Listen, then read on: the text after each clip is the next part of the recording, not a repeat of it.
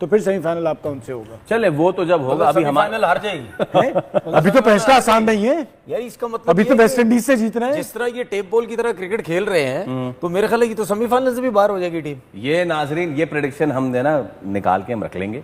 2 लोगों ने पाकिस्तान से कह दिया है कि इंडिया जो है सेमीफाइनल नहीं जा सकती। नहीं, मैंने जा नहीं सकती। नहीं, मैंने कहा न्यूजीलैंड से।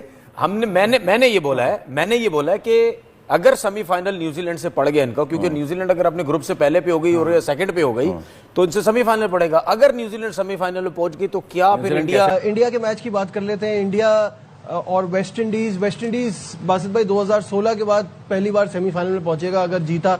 इंडिया फेवरेट है। ईडन गार्डन्स कोलकाता को देखकर कैसा देख रहे हैं? वेस्ट इंडीज डेंजरस टीम है। देखो वो उनका खूबसूरती है, वो खेलते ही T20 स्टाइल में और उनके प्लेयर फॉर्म में आए हुए, चाहे वो हिटमायर हो, अपना रदरफोर्ड हो।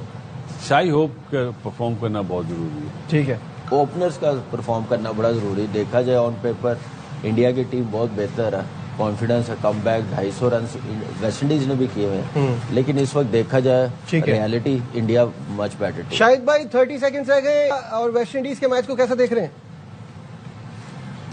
अच्छा होना चाहिए और हमारे लिए तो ये है कि अगर इंडिया भी बाहर हो जाए तो हमारे जो दुख दर्द है उनमें थोड़ी सी कमी आए, लेकिन वेस्ट इंडीज इसी तरह। ये मैच ईडन गार्डन्स में खेला जाएगा। पोटेंशियल के हिसाब से अगर मैं आपसे पूछूं, which team will you root for?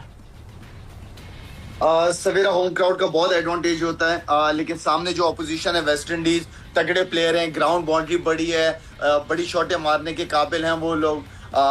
लेकिन यहाँ पे थोड़ा सा, क्योंकि मैं इंडियन जो स्पिनर्स हैं वो यहाँ पे एक फास्ट बॉलर तो नहीं कहूंगा, स्पिनर्स का कहूंगा कि वो वेस्ट इंडीज के बैट्समैनों को थोड़ा सा मैं समझता हूँ कि वो स्ट्रगल करेंगे। और बाकी मैच अच्छा होगा, मैच बहुत जबरदस्त मैच होना है। बिल्कुल जी, मुकाबला तगड़ा होगा। तौसीफ साहब, योर टेक। देखिए, जब भी टीम बनाता है ना आदमी तो नजर आता है वेस्ट इंडीज में प्रॉब्लम क्या है। ऊपर से जो है आउट हो गए तो नीचे जाके एक वो जो पुराना प्लेयर है उसने जाके, जो फास्ट बॉलर भी है साथ, उसने जाके कप्तान होल्डर ने इनमें जो है ना, होल्डर ने, यस, और इनमें है जरूर, लेकिन ऐसा नहीं है। ये लोग कभी भी क्लैप्स हो सकते हैं। बात जहां तक इंडिया की है, एक प्रॉपर टीम बनी हुई है। हार जीत का मुझे है कि हार जीत हो सकती है, ऐसा नहीं है, लेकिन अपर हैंड इंडिया का है।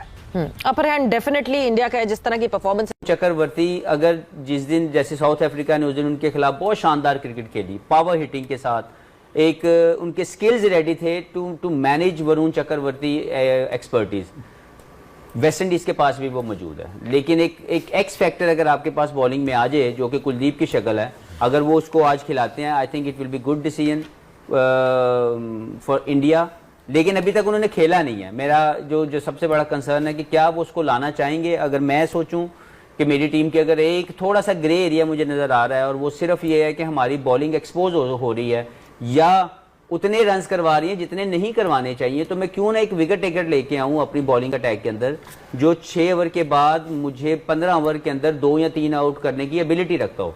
क्योंकि अक्षर पटेल भी अभी तक इन पिचेस के ऊपर को बड़ी परफॉर्मेंसेज नहीं दे पाए, इन आउट हुए, वरुण भी को बहुत ज्यादा इंपैक्टफुल नहीं हुए, तो why not to bring one of the impactful bowler. लेकिन ये डिसीजन उन्होंने लेना है कि क्या उन्होंने 9वें नंबर पे पाकिस्तान की तरह बैटिंग खिलानी है या उन्होंने कोई वो बंदा लाना है जो आपको आउट करके मैच जितवा के दे सके। अच्छा, इसमें आपने कुलदीप की बात की, सकलैन उन्होंने कुलदीप का मेंशन किया, तो उनको पाकिस्तान के खिलाफ खिलाया जाता है या उनकी जो यूटिलाइजेशन है वो स्पेयरिंगली देखते हैं कि जी ऑपोजिशन क्या है और उस तरह से उनको देखा जा रहा है। और कई टीम्स हम देखते हैं कि उनकी होती है कि कई players have a better chance against a particular opposition. Position से मैचेस हारते हैं।